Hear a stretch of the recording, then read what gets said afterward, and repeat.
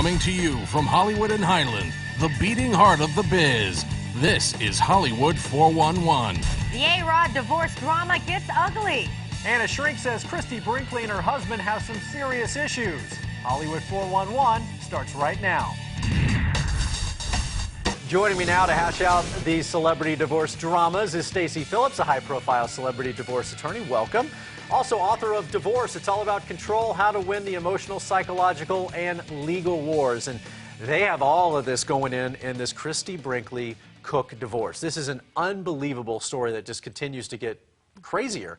What we have learned today is that a psychologist, a family-appointed psychologist, a court-appointed, said this about Peter Cook. He is a narcissist with sexual compulsions and that his unrealistic expectations could cause the children great harm. That can't be a good thing to hear. Can't be a good thing to hear for yourself if you're Mr. Cook. Must make Miss Brinkley very happy since she wants sole custody of those children. And to that end, they have also said that dual custody, joint custody, is really not an option here. Again, a big feather in the cap of the Brinkley camp. Absolutely. Go Bob Cohen. And so let's turn the tide here. You are in Peter Cook's camp. How can they turn this PR nightmare around? Even if you're a rapist and a murderer, which he is not, you're entitled to have custody of your children.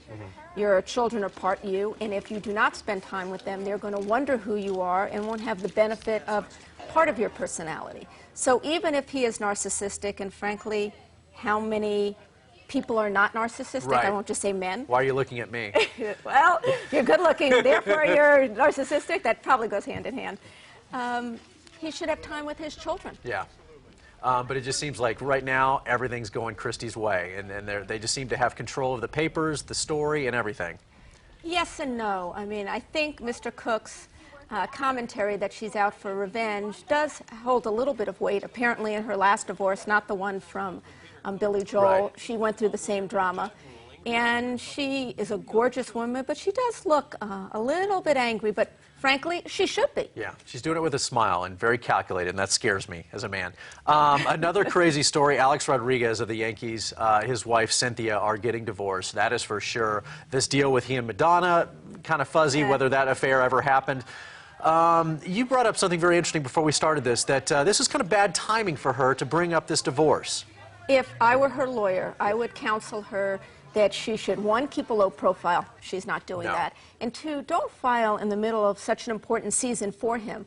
He's the goose that laid the golden egg. Why distract him? God forbid he gets hurt or has a bad season. It will impact on his willingness or his ability to provide, whether it's pursuant to the terms of the prenuptial agreement or not.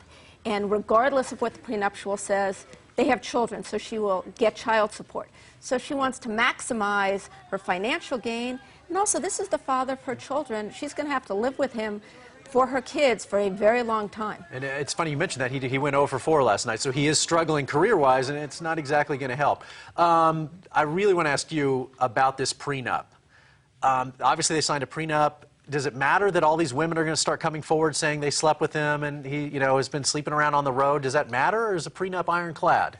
A prenup, if it is done pursuant to certain rules and regulations, such as it was fair, it was done sufficiently in advance, presumably she had a lawyer, there was full disclosure, then it should hold up unless it was done under duress, fraudulently. She had a gun to her head, she didn't have a lawyer, it was signed at the altar.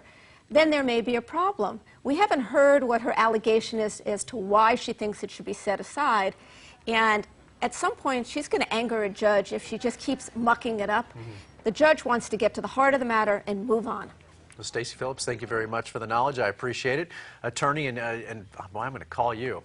Hopefully I don't need to, though. For more about Stacey Phillips and her book, you can log on to controlyourdivorce.com.